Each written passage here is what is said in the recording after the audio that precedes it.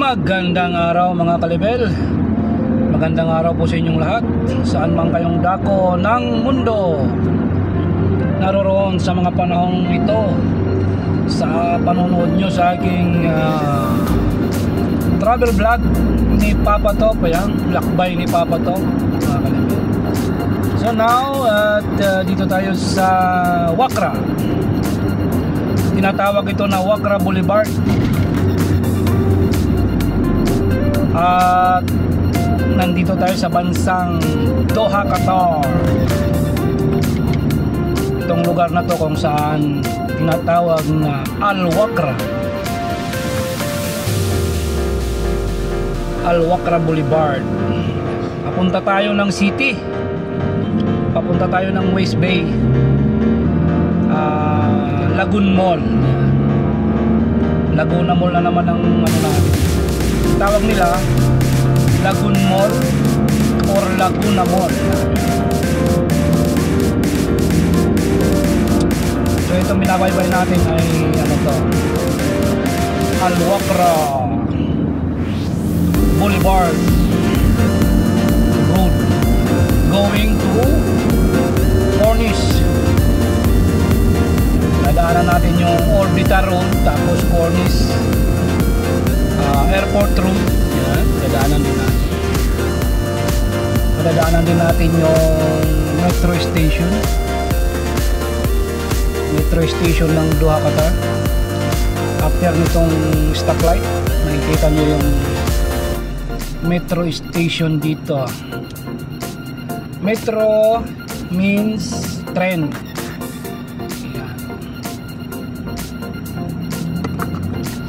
Yung train nila dito.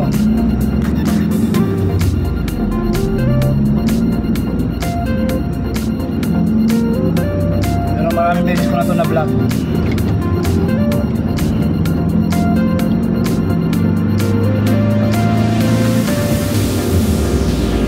This is the daytime in Al-Wakra.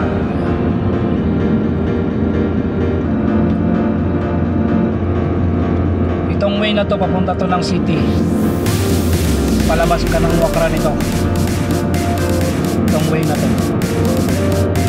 Pag yung ka sa kabilang kalsada, pabalik, papasok ka ng Wakra, of course.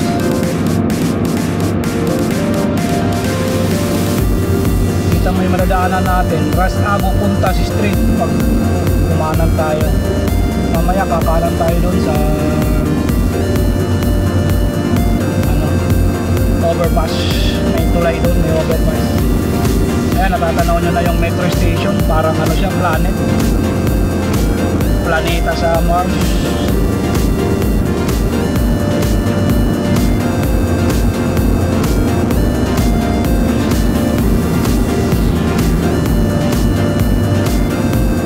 Yun yung metro station.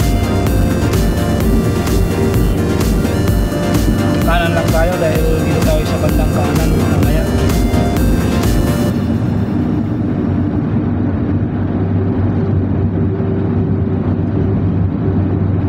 So pulis tong nasa kaliwa, sundalo to kasi yung sasakyan niya eh.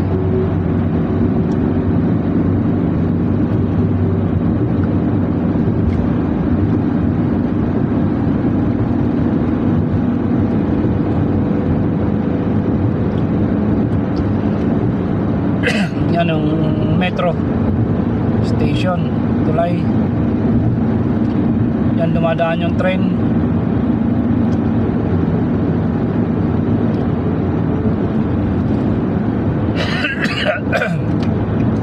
Kakanan tayo rito. Ito, may mga kamera to.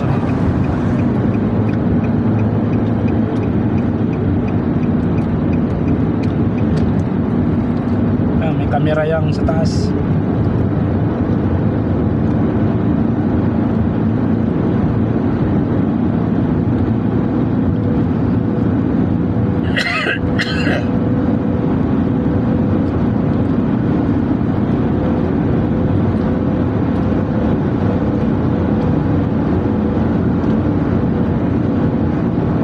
Pangalawa, Tumamay Station naman to ng metro.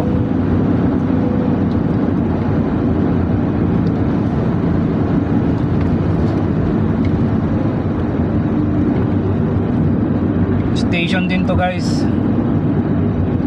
Ang pagkakalam ko rito, tumama. Hindi ko alam kung Raspuntas ba to or ano. Anong pangalan nito? Natatabunan kasi yung pangalan eh.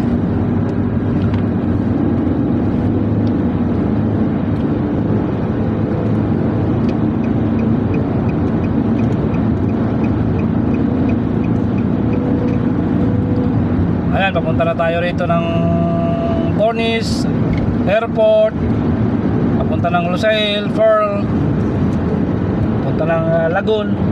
Ito na yon, kanan. Pag dumiretso tayo, papunta ng ano naman yan, diretso, papunta ng Old Airport Road.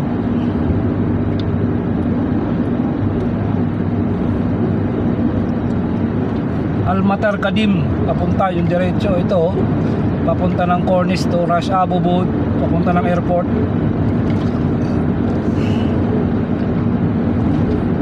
Oh yeah.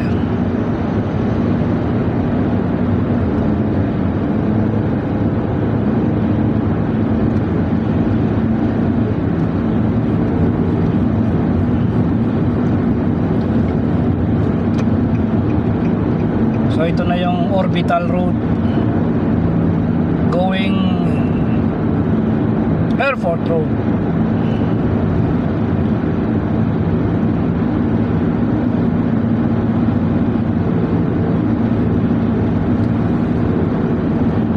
Cornish Air Cargo.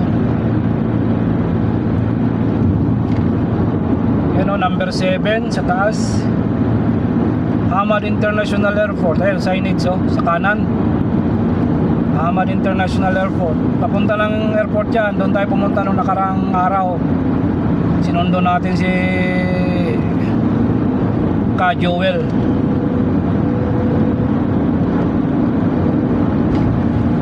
Dito speed limit 100 kph. Pwede ka, katulad itong takbo natin ngayon 95. Yan. Kakambyo ko Kinta 100. So, 100 tayo, maximum tayo lang ng takbo limit lang 100. Yun, mabilis tumakbo yun, pero ingat ka dyan sa unahan, nandyan yung camera. Yung takbo natin 100 lang.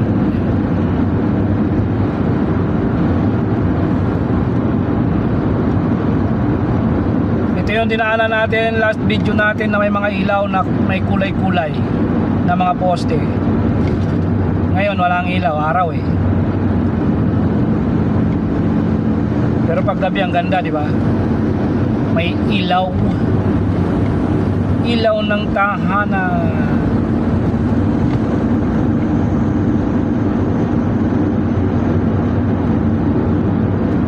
Sana hindi mag-init kagad yung cellphone natin para umabot tayo doon sa pupuntahan natin. Kasi pag nag-init yung cellphone natin, na-overheat tayo. Ano ba ang maganda pag-usapan ngayon, mga kalibel? Magandang topic. Pag topic na about sa pag-ibig, nakakaumay na. Pero ganoon talaga eh. Ang tao kasi kailangan mong magmahal. Either magmahal ka ng kapwa mo tao, or magmahal ka sa sarili mo, diba? Or magmahal ka ng magulang mo, anak mo, relatives mo, or others, is yung magmahal ka talaga ng taong gusto mo makasama habang buhay. May ganon. Sana all may ganon. Parang malabo na yung ganon, di ba? Meron, pero pa ilan-ilan na lang. Itira na lang yung mayroon kang makasama, no? Shout out sa mga may nakakasamang forever. Kayo na. Ang panahon ng tao kasi sa panahon ngayon, ano na, madali na magbago ang isip. ano na kasi ngayon praktikalan na. Kahit mo pa asawa yan, pag wala kang pakinabang dyan, walang nakukuha sa'yo, bibitaw at bibitaw yan sa'yo. Kahit mo pa asawa yan, kahit may anak kayo, lalo pat kunting kibot may sisi, kunting kibot bunganga, nako, sa dami ng tao, mas better na siguro paghanap ka ng tao na hindi ganon. Kung makahanap ka, kung hindi, suluhin mo na lang, no? Mabuhay ka na lang ng tahimik. Huwag mo nang pangarapin yung forever. Kasi kakahanap mo, ganon pa rin ng ganon, wala rin. Kung ano, enjoy lang. Huwag mo nang humanap ka. Pag hindi okay, hayaan mo. Hanap ka na naman ng iba. Ganun lang. Ganun na lang siguro mangyari. Hindi na kailangan na, kasi mahirap din talaga talagang God gift na lang talaga pag yung tao makasama mo habang buhay hanggang sa huling hininga mo. Hanggang sa huling hininga niya kayo ang magkasama. God gift na talaga yun. Talagang kumbaga sa kayo talaga para sa isa't isa. May mga tao talaga na kahit anong ganda ng buhay, may kaya o naghihiwalay pa rin, diba? Meron naman mahirap lang pero stay together.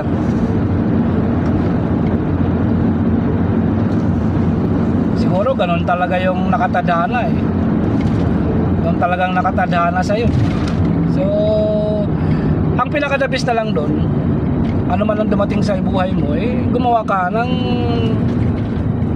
naayon sa Diyos. Ika nga, gumawa ka ng mga bagay na mabuti para sa kapwa, para sa iyo, mabuti para sa lahat, di ba? Gumawa ka na lang ng mabuti. Kung hindi ka naman nakahanap ng tao na makakasama mo forever, at least gumawa ka ng mabuti para sa kapwa mo, sa mga tao na kasalamuha mo, at the same time para sa sarili mo. Okay, nandito na pala tayo sa Cornish. Ito yung Cornish, yan, kita nyo pag umaga. Time check, ang oras natin ngayon 9:30 ng umaga. So ang ganda, di ba? Maliwalas. Ayan. So yun lang guys, pag ang advice ko, pag hindi kayo nakahanap ng taong mamahalin nyo, either minahal nyo, hindi naman kayo sinuklian ng katulad ng pagmamahal. Kasi iba-iba kasi ang tao, mahirap din naman magusga tayo sa tao. Hayaan na natin. Ganun talaga.